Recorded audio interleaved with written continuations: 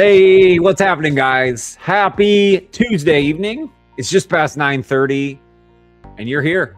You're with Johnny Gaz live on a Tuesday. Thank you guys so much for joining the broadcast. We got an excellent show tonight. We got a lot of fun topics. We got so much going on right now.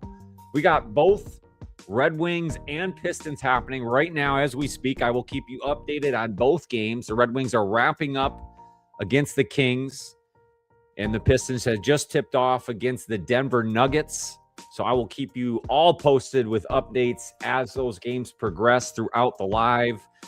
Welcome to Johnny Gaz Live. I appreciate you guys so much. A lot happening in Lionstown. We're going to get into the new offensive hire with Mike Kafka, what that might mean with the new offensive coordinator, Drew Petzing, Dan Campbell, and the entire offense. We're going to dive into that today. We're going to talk about the conference championship games. We just came off the NFC and AFC conference championship games. A lot of fun football watching this last weekend. I hope you guys had a fantastic, relaxing weekend. I hope you avoided some of the snow. I certainly did not here in upstate New York. We got pounded with about 2 feet of snow. Had to unbury myself a couple times on Sunday, then again yesterday.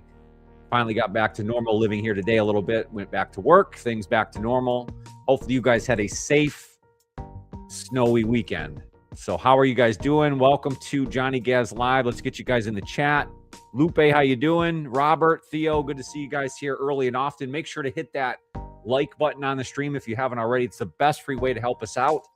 We are live on Tuesdays and Thursday evenings at 9:30 p.m. Eastern, talking Detroit sports. Thank you guys so much for joining me live here. I appreciate you so much. Yeah, we got both Red Wings and Pistons going on right now. Let's get a score update. Right now, unfortunately, the Red Wings are trailing 2-0. Just under 2 minutes to go in the third period. Goals by Samuel Helenius and Andrei Kuzmenko. But just as we speak, the Cat with a goal to bring Detroit within one. It is now 2-1 Kings, with a goal from Alex DeBrincat, assist from Mo Sider and Patrick Kane. The Red Wings pull within one with just under 2 minutes to play. If you are not watching the Wings, I suggest flipping that on right now. The Wings are looking to make a late comeback. Again, just scoring a goal, Alex DeBrincat. Wings now down 2-1 with just under 2 minutes to play in the third period. Pistons update. We got Pistons going on. They are currently playing the Denver Nuggets. Pistons are rolling in this one already. They are up 31-18 at the end of the first quarter. So they are rolling there in Denver. Good start for our Pistons there. Cade Cunningham with 8 points. Big JD with 4 rebounds. And, of course, Cade with 1 assist leading the way. So they are off to one heck of a start. 31-18 at the end of the first quarter. Pistons lead the Denver Nuggets. I will keep you guys posted on both of those scores as the Wings wrap up and as the Pistons continue their quest in Denver here this evening. How you guys doing? Theo, what's up, buddy? Jesse, how you doing? Lupe asked a question early. He says, hey, Johnny, starting it off hot. What do you think about Raheem joining the defense high role position? This could help Shep. Great show, man. I appreciate you, Lupe. Appreciate the question. I think you're talking about Raheem Morris. Departure from the Atlanta Falcons. Certainly he will be a desired name. It would be a great help to the Lions defense. I don't know if he's in the mix for something like that whatsoever. I don't even know if the Lions are looking for additional defensive coaching help with the new hire. And that kind of starts us off. Thank you, Lupe, for the question. That will kick off today's live with the main topic of the day.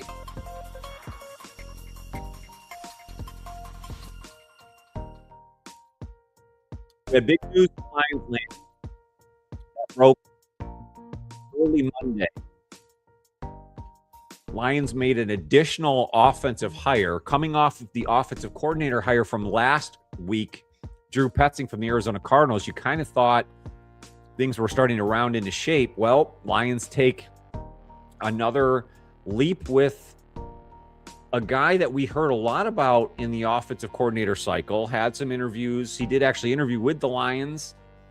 There was even some talk that he might be considered for a head coaching job. It sounds like none of that really came to fruition. Well, the Lions went ahead and hired the former interim head coach for the New York Giants, Mike Kafka.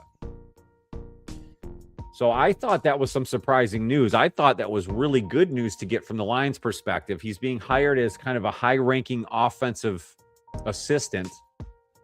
We don't know exactly what his true role will be in the offense, but we know he comes from a great lineage.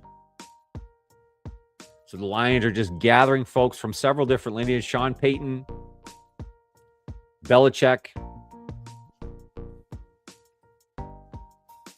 And you wonder now with the addition of Kafka, it seems like they're bringing in offensive minds to sort of come up with the best solution for the Lions offense in 2026. And I liked that approach because a lot of us were left uncertain with what would Drew Petzing bring to the table now that we kind of saw more about what he was doing in Arizona and then how that can relate with the current Lions talent. Now you bring in Mike Kafka, which I think not only he has sort of an aggressive run style, but he also has a lot of experience in the pass game coordination. So I think he'll bring that aspect to it. So you kind of have Petzing with the run game, Kafka with the pass game.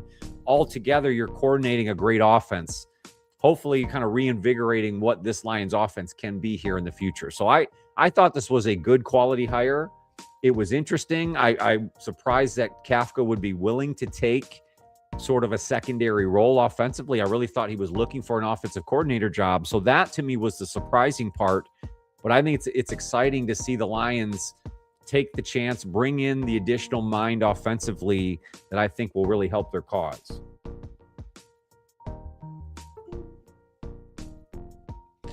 So if anybody's unfamiliar with Mike Kafka, he's a former NFL quarterback, played 5 seasons before going into coaching, worked his way up through Andy Reid's chief system, then became the Giants offensive coordinator under Brian Daboll, eventually took over as interim head coach for the Giants midseason, as we all know. He ran a gutsy, aggressive offense that emphasized the run, but also created stress for defenses.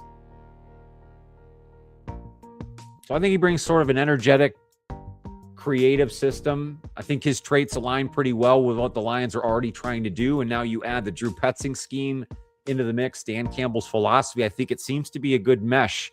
So as much as I was questioning the Drew Petzing hire, and I'm still left with some questions there, I'm not flipping the script on my opinion of that. I do like the offense by committee approach that they seem to now be going for. I really like that.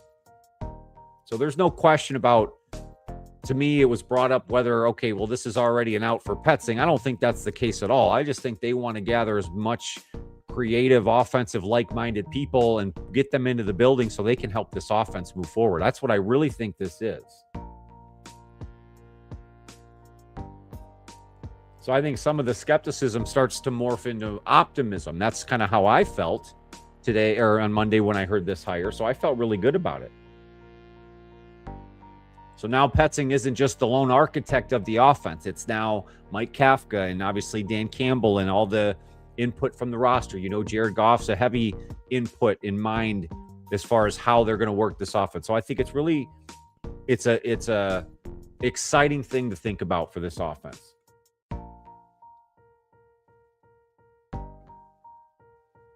Just kind of gives everybody another reason to feel confident about the offense's progression. That's how I feel about it. Gives more opportunity for everybody, including Kafka. So, I mean, the bottom line is they didn't hire another offensive coordinator. I don't think that was the goal here. This was adding another sharp offensive mind,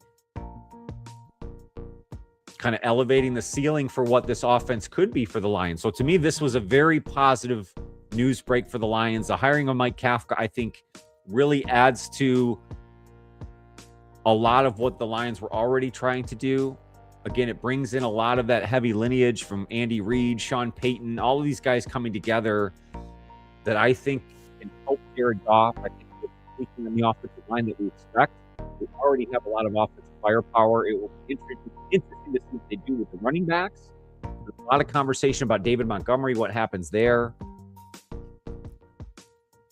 So again, I think this opens up a lot of things with this hire.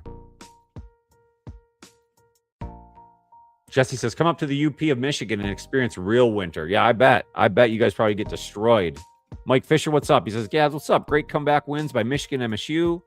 Watch one on the phone, one on the TV. I love it, buddy. Love it. What's up, John Herman? How you doing, buddy? Oh, Red Wings just lost. Yeah, unfortunately. So the comeback just fell a little bit short. Unfortunately, the Wings now did fall. Seems like they gave up probably an empty netter. I apologize. My eyes were not on the game, but they did fall to the Kings 3-1. That is now a final in Little Caesars Arena. Unfortunately, the Red Wings did lose to the Kings 3-1. Red Wings will drop to 32-17-5 after this loss. Yeah, it looks like Corey Perry with an empty net, unassisted goal there to kind of cap it. 3-1 Kings. Red Wings do fall here on Tuesday night. So I will keep you posted. Obviously, the Pistons still playing right now in Denver. They are currently up 38-22, 9:57 to go in the second quarter. I will keep you guys posted on that one as we progress through the live. What's up, Millicent? How you doing? I appreciate you very much, Millicent, always for joining the show.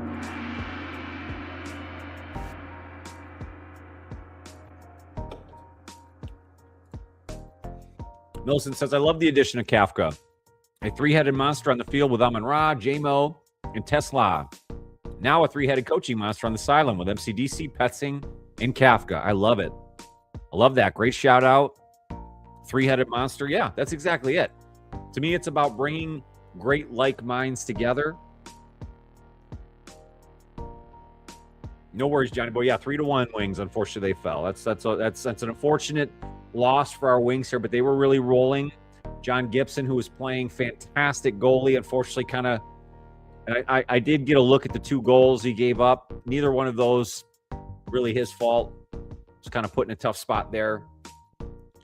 So you hope that they'll bounce back. Obviously, the Wings, we'll dive into them here in just a minute as we go around the D.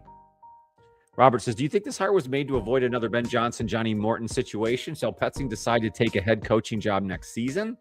Like a succession plan? That's a good question, Robert. It's a good thought. I mean, obviously, we don't know what the future will truly hold. If the Lions completely flip the script on this and go win a Super Bowl next year, then all of those bets are on the table as far as Petsing being considered for head coach and what happens with Kafka.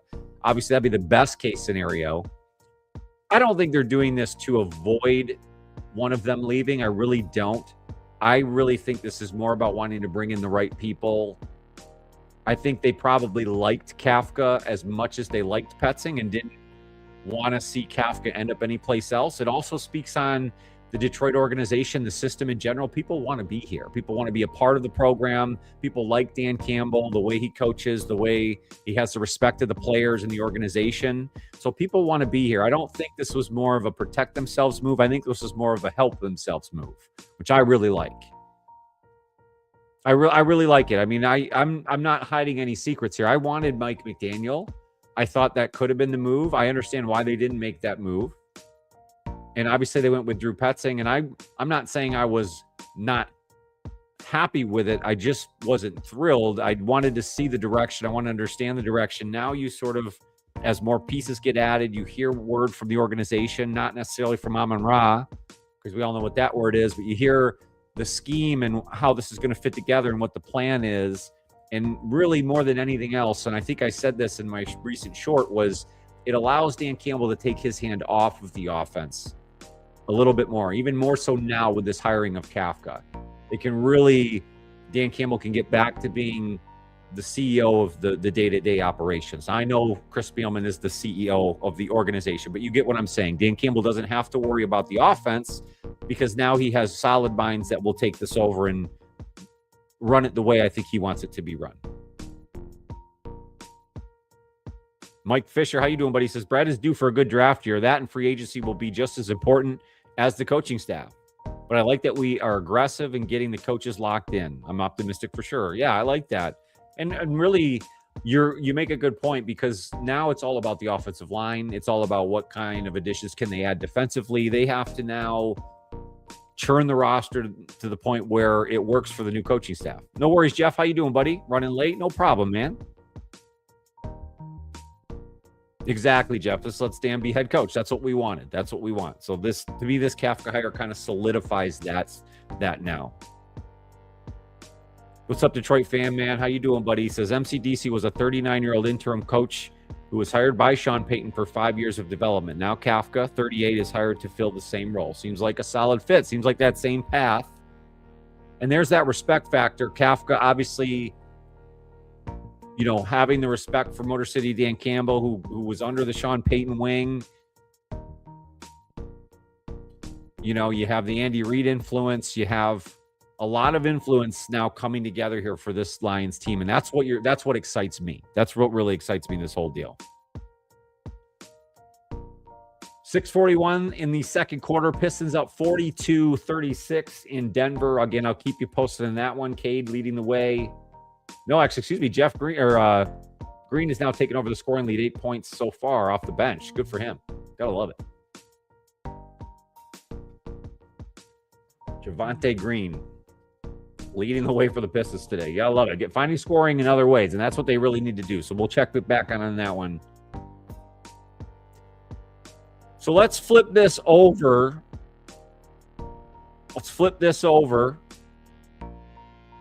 To the conference championship games. Obviously, a lot of you, I'm sure, watched football this weekend, and on Sunday was the NFC and AFC championship. We now know who is going to the Super Bowl.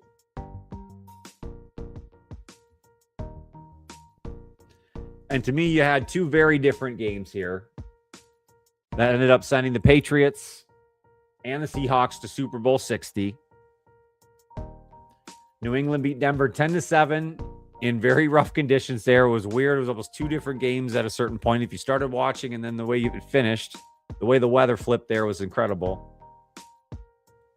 But New England beats Denver 10-7 in tough conditions behind their defense and situational stoutness. And Seattle outlasts the Rams 31-27 in a great back-and-forth battle where big plays and clutch passing made the difference. And ultimately, Sam Darnold played maybe the best game of his career for the Seahawks.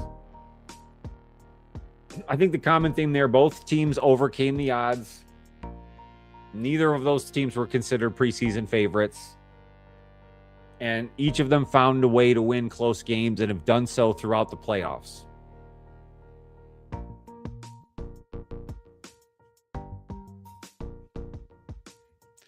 And I always like to relate it back to the Lions and how do the Lions relate to the two teams now going to the Super Bowl, and what do the Lions have to do to put themselves in a position where they'll be one of those teams next year?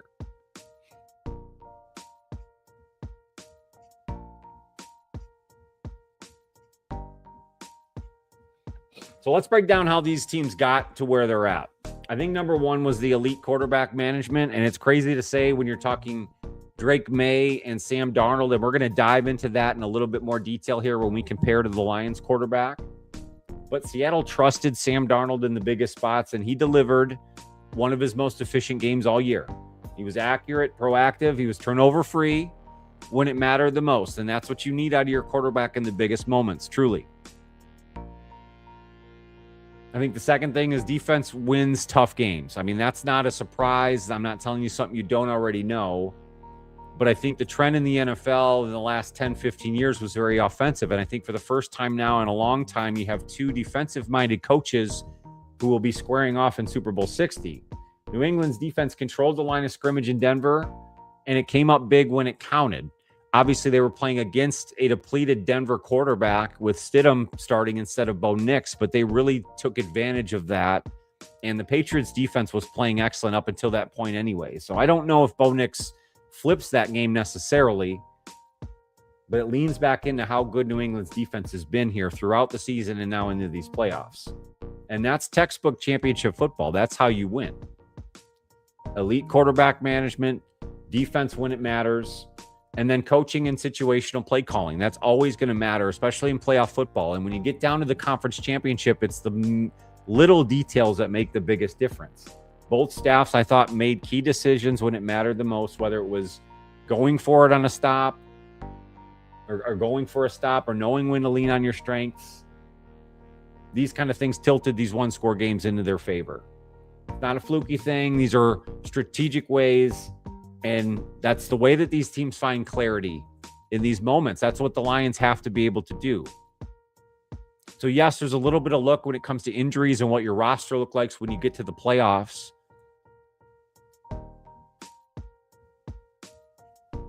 But I think one of the surprising things, again, if you look at the quarterback matchup, you have Drake Maye now squaring up against Sam Darnold. Sam Darnold able to outduel Matthew Stafford in the NFC Championship game. Really surprising. But it has to make you optimistic when you think about the Lions situation at quarterback with Jared Goff. And I hear over and over and over again that Jared Goff isn't mobile and he can't escape the pocket and he can't make plays with his legs. And I think what this offseason reminded us yet again is that that's not the thing that's going to carry the day in the playoffs. That's not necessarily what's going to win you a Super Bowl. You just have to have elite quarterback management, efficient quarterback play when it matters the most. And I think what Jared Goff has proven more than anything is that he can be efficient. Now, can he be efficient at the most opportune times? I think is still yet to be proven. In the absolute biggest games, can Jared Goff continue to be the efficient quarterback that he usually is? And I think the Lions need to do everything they can to put him back in that situation. And I think he can be that guy. If Sam Darnold can be that guy, I think Jared Goff can definitely be that guy. And that's not a knock on Sam Darnold. He played fantastic in the NFC Championship game. He's had 2 fantastic years of football. And you have to give him a ton of credit. But you got to feel good about the Lions quarterback situation and where Jared Goff is. And I think with some help on the offensive line, you already have a lot of weapons there. And now you're piecing together the offensive minds that will hopefully get back to some of the consistent things they were doing in the rushing attack and develop some more creative ways for the Lions to move the football. But ultimately, if they can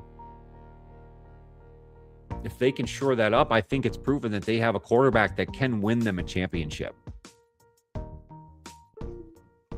Maybe even more than that, I think the Lions need to refocus heavily into their defense. And how important is it that they get more talent up front on their defensive line? They have to shore up their cornerback room. Obviously, the safety injury concerns are there, but if they can get those guys back, then I think one of the bigger concerns is finding a way to be consistent with the defense. I think the offensive minds they're bringing in and what I believe they'll do on the offensive line will naturally get this offense back to that consistency we're looking for. So I really think the question goes to the defense. And can the Lions build a championship defense from where they were in 23, 24, and then some of the things they saw in 25 now with Shep taking the reins there? I don't think they're adding more to their defensive coaching staff. So they really now it's about adding talent, adding impact defensive talent pieces, whether that be through the draft again or being selective through free agency. You know, I think that's really the thing that the Lions need to focus on this offseason is flipping this defense so that they're able to win some of these tough games.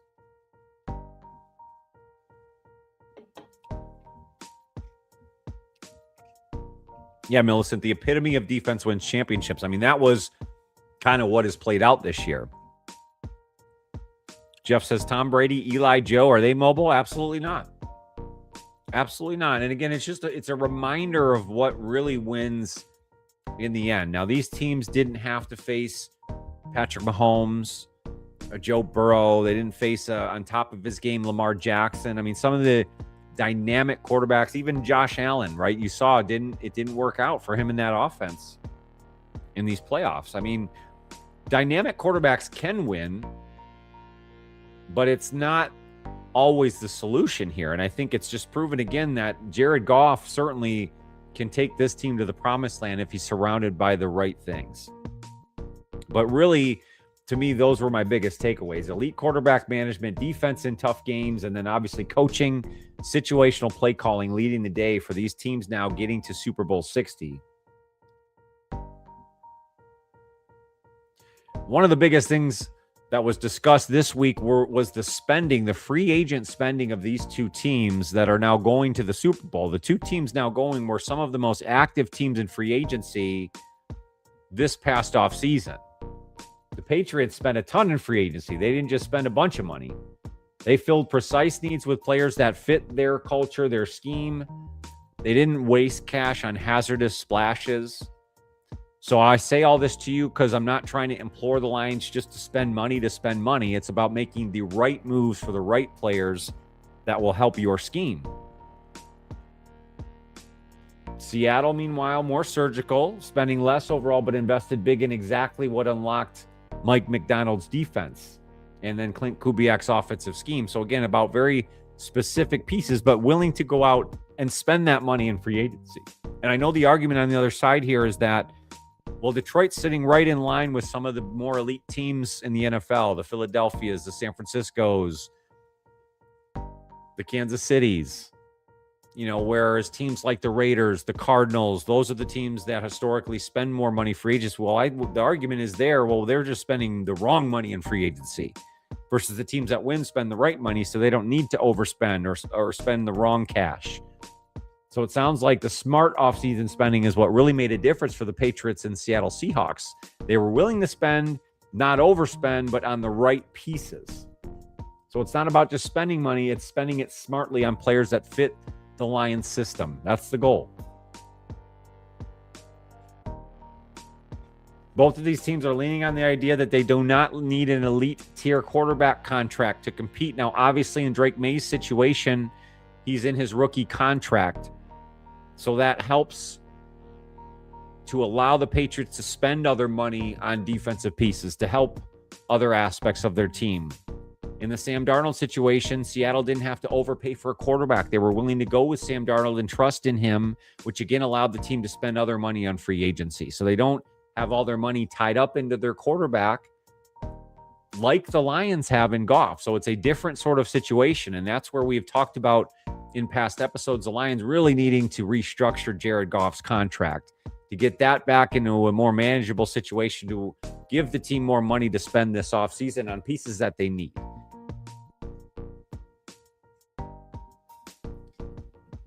Coaching identity is a real advantage.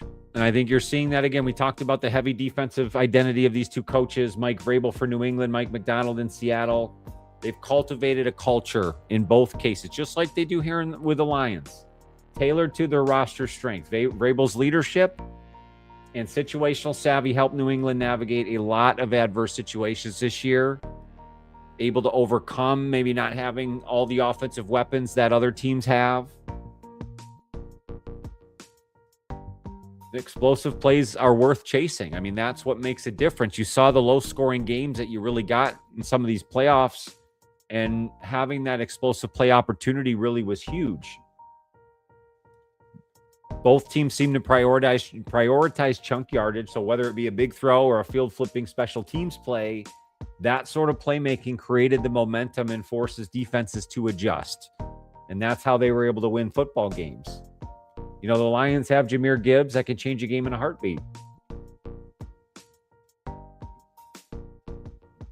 So the Lions have that explosive playmaking ability. They have a lot of the special teams aspects that you want to see here. It's about piecing some of these other things together. To me, it's about the defense. It's about shoring up the offensive line, getting back to that consistent, aggressive rush attack that helps the rest of the offensive scheme. Thank you for the update, Johnny Herman. Yes, it's halftime in Denver. Pistons up 52-46.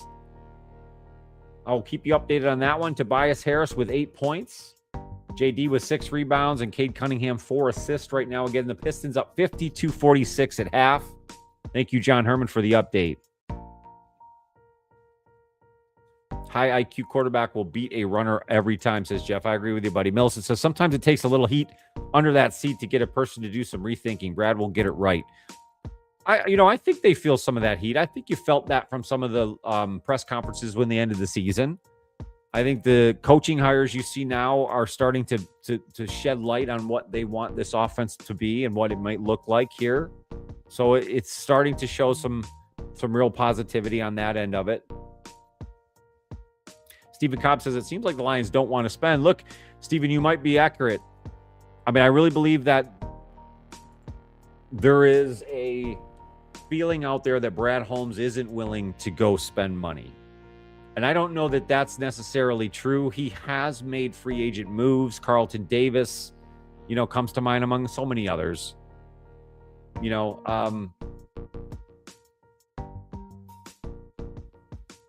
So I don't want to leave with this conversation with the thought that Brad Holmes doesn't spend money. I think it's more so they're not necessarily willing to make a splash move. They don't want to overspend. Again, it's about getting the right player, the right fit at the right time, getting a little bit of luck on the other parts of your roster to make some of these moves make a bigger impact. So a lot of that plays a big part in it. But Steven, I understand what you're saying, and they have to be willing to spend this offseason. They're right there. They're in the window, and I think there's opportunity. That doesn't mean just throw money at whatever they want, but it means being smart, making the moves now.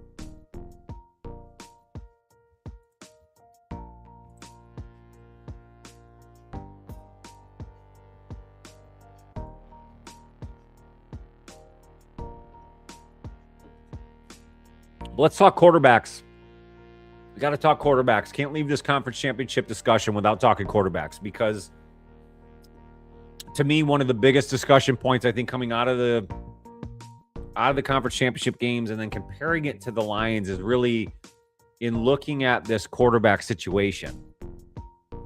And I'll try not to beat up the same situation again, but the truth is Jared Goff compared to Sam Darnold compared to Drake Maye. You have three different quarterbacks, but I think three different ways that you can win.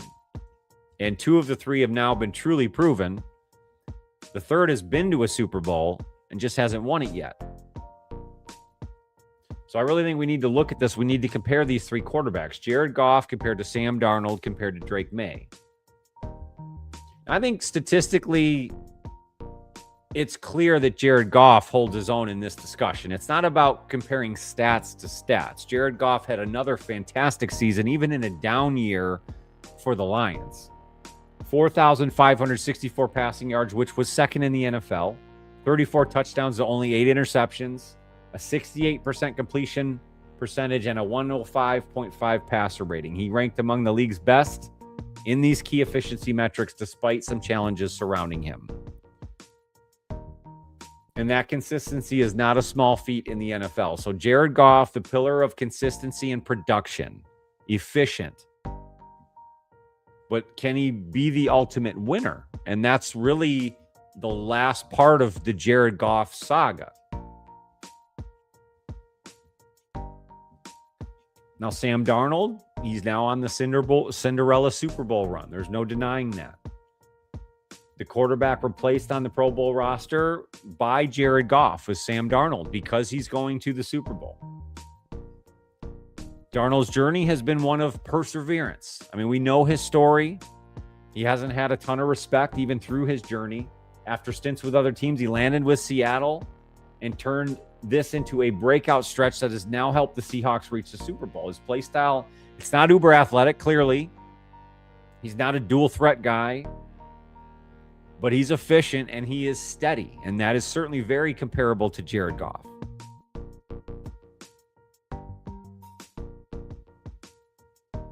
As the Seahawks starter this postseason, obviously, including his passer, he has a high passer rating and adjusted net yards per attempt. He's shown why this team is where it is right now. So he's really, even with his kind of steady consistency through this playoff and now the NFC Championship game, he's shown that he can put a team on his shoulder.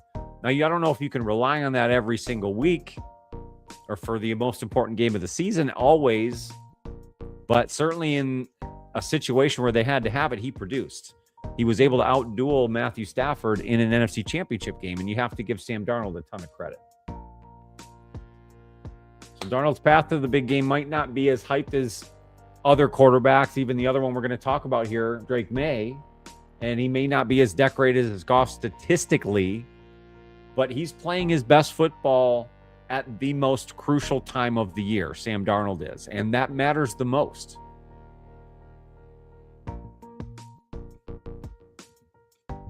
Now, Drake Maye, he's the young star. He's leading the Patriots. He had a fantastic 2025 season in the discussion for MVP. Over 4,300 passing yards, 31 touchdowns to 8 interceptions, a 14-3 regular season record. And he's only 23 years old, already heading to Super Bowl 60 at this young age. What a great feat for a young quarterback. He has accuracy, good decision-making. He's got good passing proficiency, and he blends that with his athleticism, which certainly keeps defenses honest. And that really was proven true in these playoffs, especially the AFC Championship game, because he was really, he was really their offense for a lot of that game. His ability to scramble away, to pick up the tough yardage when they needed to. I mean, shoot, his legs earned them the last first down of the game, which kind of sealed the deal.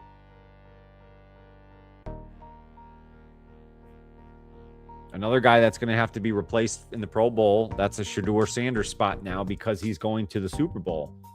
So what separates Maye from Goff is probably Maye's trajectory, him being younger and having more years ahead of him, and obviously that athleticism. You know, Goff's the proven veteran with the consistency where Maye is ascending. He's a mixture of elite efficiency and youth that certainly makes him a future MVP candidate, even if he doesn't win it this year. So Drake Maye, I think in comparison to the other two, certainly has more athleticism. I think he probably has a higher ceiling for where his career could go. But that's only because I think Sam Darnold hasn't gotten a ton of the respect that he's earned. And now later on in his career has finally gotten put in a position where he can be a winner. Whereas Jared Goff, he's been put in the position, throughout his career, but just hasn't been able to get over the hump. And what we talked about before this discussion were these teams surrounding the quarterbacks with the other pieces necessary to get them to a Super Bowl and eventually win a Super Bowl. Big time defenses with both these teams, with New England and with Seattle, obviously. That is the biggest help to a quarterback and to an offense is to have an elite defense. And both of these teams carry that. The other thing is surrounding these quarterbacks with the pieces offensively, the right offensive minds, the coaching staff, obviously the offensive line, the ability of playmakers around them to take the football and make plays. And Seattle and New England have that at the right times, in the right mix, now heading towards a Super Bowl. And I believe that Detroit can have that same mix. They have the talent. They have the game-changing players on offense. They're hopefully going to make the right additions and tweak this offensive line so it truly is the best benefit to Jared Goff and the entire offense. And then really at that point, we know they're going to have the coaches in place. We talked about Mike Kafka, Drew Petzing, Dan Campbell, everything they're doing offensively. And at that point, it's really about what can they do on this defense? What talent can they add? Can Shep in his second year running the defense make that marked difference? Can they get a little bit of luck on the injury side? And even if they can't, can they add the pieces there to where they can overcome it? Get help for Hutch. Those things form an elite defense so that the offense isn't as much of a concern. Those are the things that the Patriots and the Seahawks have done this year and have been able to do to get them to the Super Bowl. And I think the Lions have the ability to do the same.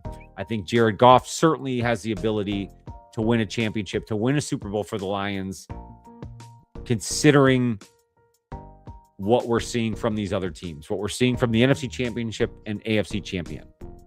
What do you guys think? Let me know in the chat. Are the Lions that far away? Do you see the path now with the coaching staff coming together on the offensive side? Can the Lions piece this together defensively to get to the point where they have an elite squad defensively? Can the Lions get there? Let me know. I'd love to hear from you.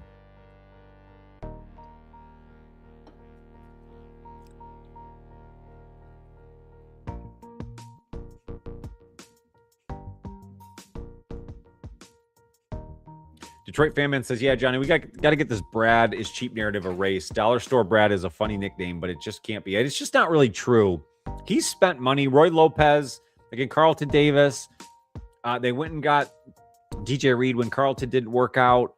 They have spent money, but it just hasn't been in a lot of fans' minds the right money, the right pieces, the splash move pieces that they want to see.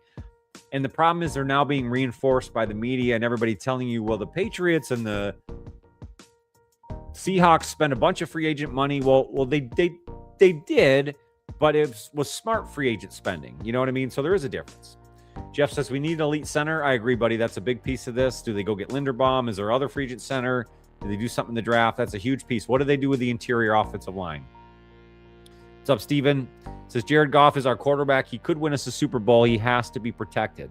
They got to build that offensive line. I agree with you, man. That's all what it's all about in that secondary. In other NFL news, says Detroit fan man, some life lessons because Shador made the Pro Bowl and Belichick isn't a first ballot Hall of Famer. Life doesn't make sense sometimes. It really doesn't. The Shador thing, I don't know. Let's just let that go. Drake has had an easy ride. Well, they had an easier schedule, but look, getting through the AFC playoffs, winning that game in Denver, what he's been able to do this season as a young quarterback, I don't think you can poo-poo that away. He's got to prove it. I mean, if he goes and wins a Super Bowl, it is what it is. I mean, the proof would be in the pudding at that point. He'd be holding up a trophy. But even if he doesn't win a Super Bowl, then yeah, it is about proving himself. The comment there was Drake is today's CJ. If you're talking about CJ Stroud, I get it. You got to prove it. It's got to be over and over. Goff's effectiveness will be on fire with improved O-line play. Better run blocking, pass protection, releases Goff's attributes for success. Have to get a good veteran center. Theo, those are great points. That's an excellent point. That's exactly what the Lions have to do. They got to, in Jared Goff's situation, maybe even more so than, let's say, Drake Maye, they got to build the offensive line. They got to insulate Jared Goff to allow him to be the most efficient player he can be for that offense. Every Goff hater would have traded Goff for CJ. Yeah, I mean, coming off of his rookie year, I agree with you. I mean, the illusion of that mobile quarterback, the athleticism is great, but you see now CJ is struggling, some of that due to some offensive inefficiencies they're having there. Both Maye and Darnold need to make sure they take care of the ball. Agreed. 100%, especially for Drake Maye. I mean, he had fumbleitis, but he stayed clean in that Denver game, and that played a big part in that, especially in those conditions. If the Lions solidify the trenches, watch out NFL. That's right, Millicent. Agreed. Denver with the backup quarterback. That hurt them. It did. You wonder if Bo Nix and his athleticism would have overcome some of those happenings. Sorry, guys. Some things are spilling off my table. Forget about that. Steve says, Brad Holmes got good guys, but he also let them go. Didn't keep guys like Kevin Zeitler. Darius Smith would have stayed. It's pretty good, like you said. Carlton Davis could have kept him. He didn't want to spend a little extra money to keep them, though. Yeah, Brad doesn't want to overspend. He wasn't about to overpay for Carlton Davis. I mean, that's kind of one of those examples that, you know, maybe he should have tried to keep them. Both him and Zeitler are two great examples. Guys that could have helped this team this year. I agree with you, Steven. Those are two key examples. But I think at that point with both of those players, it was about the amount of money that they were looking to get compared to what the team felt they would give them in return. And it wasn't enough. Obviously, in the Carlton Davis side, he gave and is still giving New England a ton defensively. We'll see if he's ready for the Super Bowl.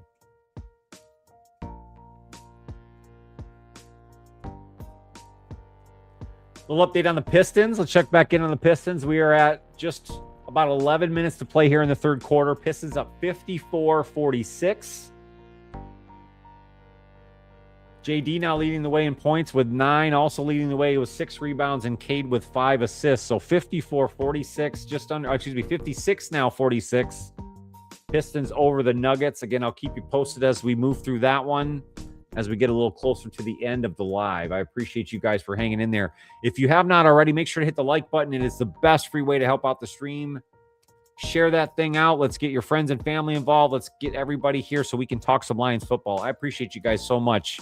Again, we're going to be going live Tuesdays and Thursdays, 9:30 p.m. Eastern, all throughout the Lions off season.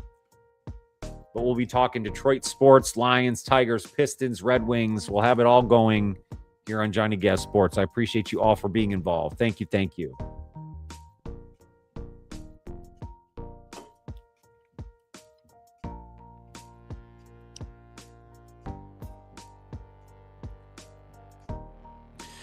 So just a couple updates as we get towards the end of the show. Pants are riding up. Just a reminder that next week, the week of February 2nd, I will be on vacation. Me and my wife will be heading to Cancun, Mexico for the week. So there will not be a live session on Tuesday the 3rd. or Thursday the 5th, unfortunately. I'll be live again this Thursday the 29th, so don't worry. In a couple days, we'll be live again on Thursday the 29th. But next week, Tuesday the 3rd and Thursday the 5th, there will not be Johnny Gaz live sessions as I will be away on vacation.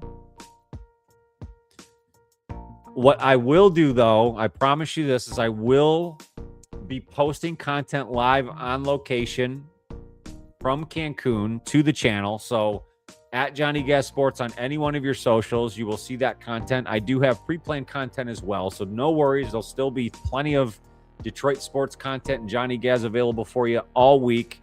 The only thing we'll be missing that week are the live sessions on Tuesday and Thursday, but I will be back the following week, and we will continue those on through the rest of the off season. So no worries there, but I just want to give you a little update, and I will post to the channel ahead of all of those dates so you guys will know what's going on. I appreciate you all so much for getting involved in the lives, especially in the off season. Now that we've seen the conference championships and we're kind of in the dead zone right before the Super Bowl, then there's another dead zone before we get to draft season.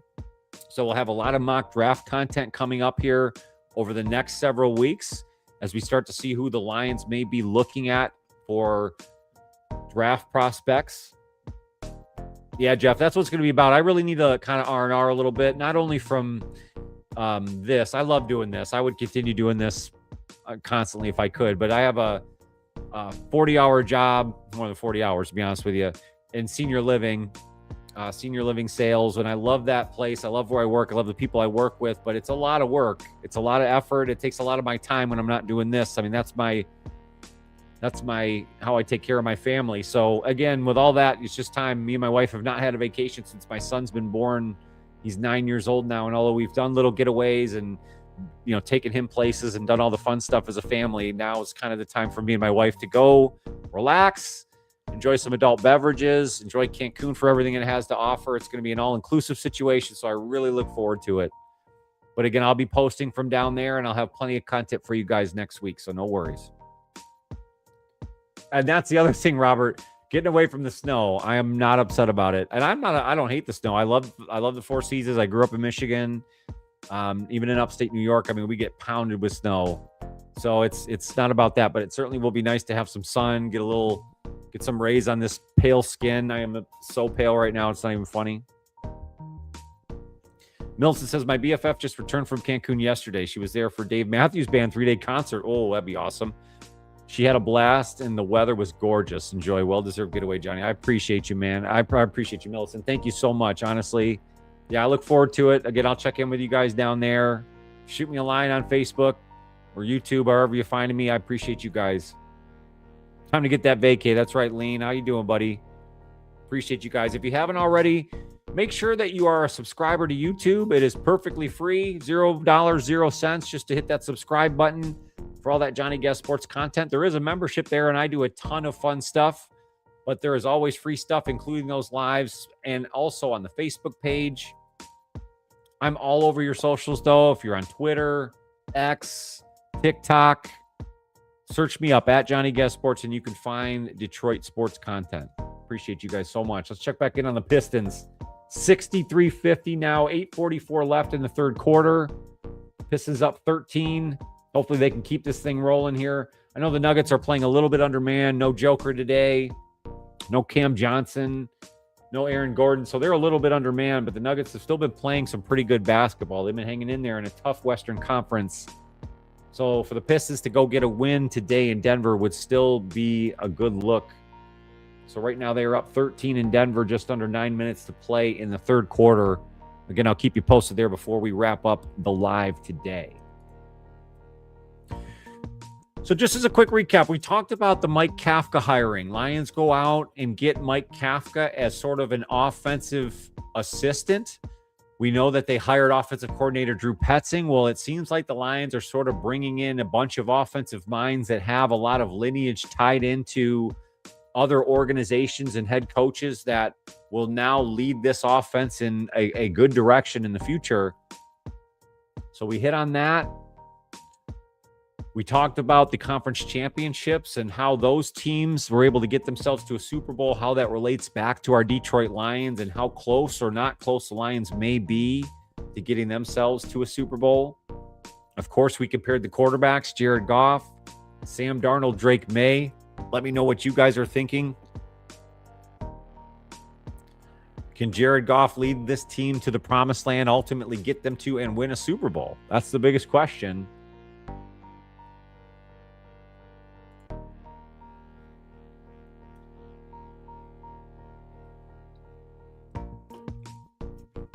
Appreciate you, Rob. Very much. I appreciate that. Good luck on your vacation. Thank you, buddy. Yeah, again, just look forward to it. Come back, hopefully have a little tan on me. Have some stories for you guys and just ready to get back at it. Should be good.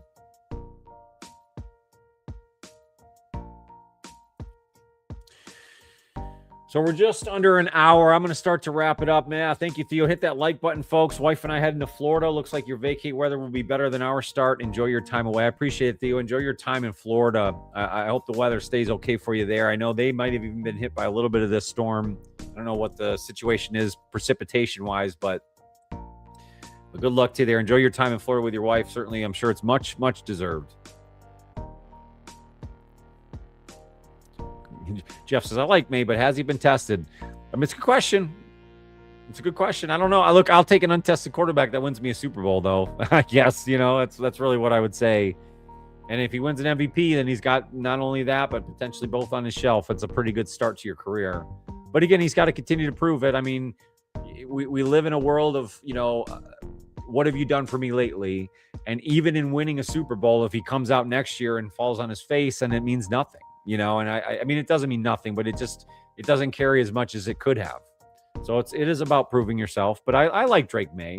I would certainly take Drake Maye if I was starting a franchise and be pretty happy with that.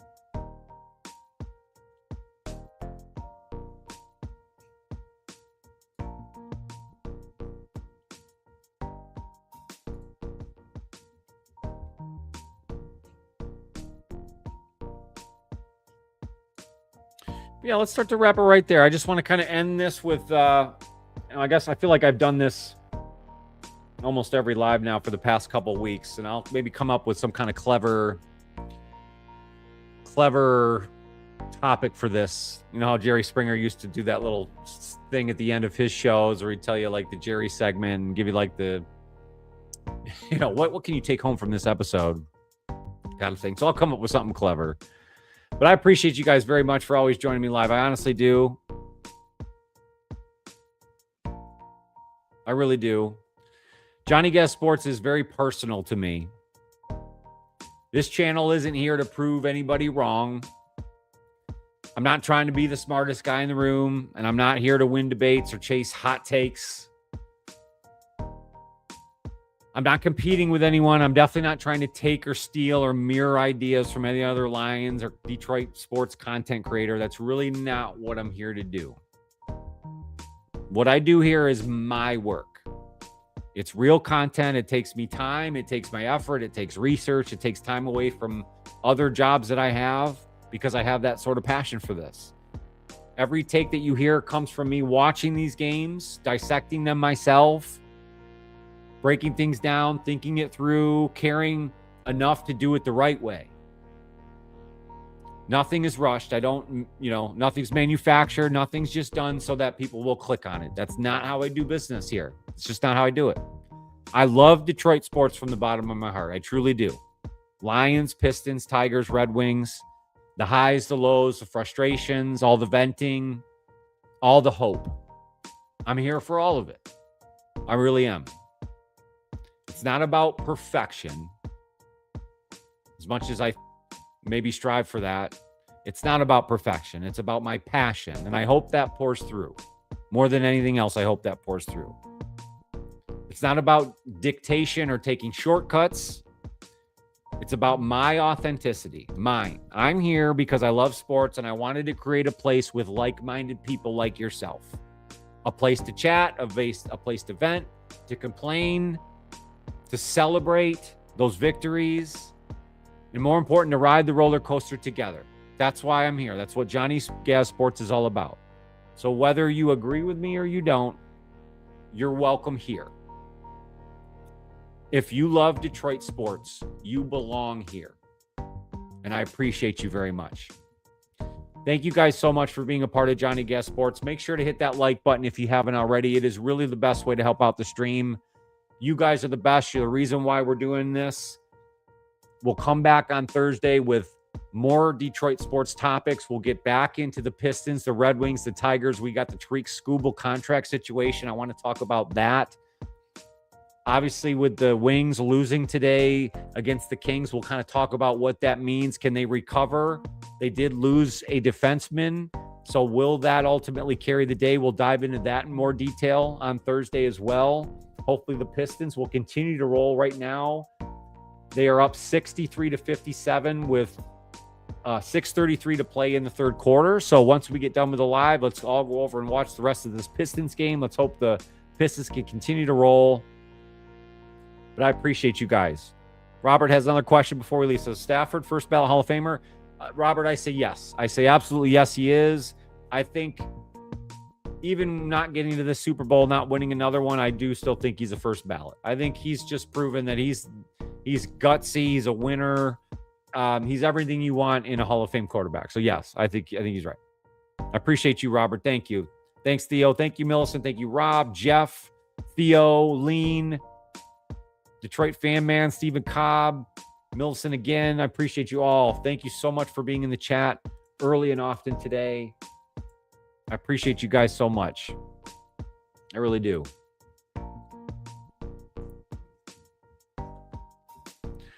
But again, I'll see you guys back on Thursday, 9:30 p.m. Eastern. I will be back here. Come and see me, Johnny Gaz Sports. This week, Thursday, we will be back.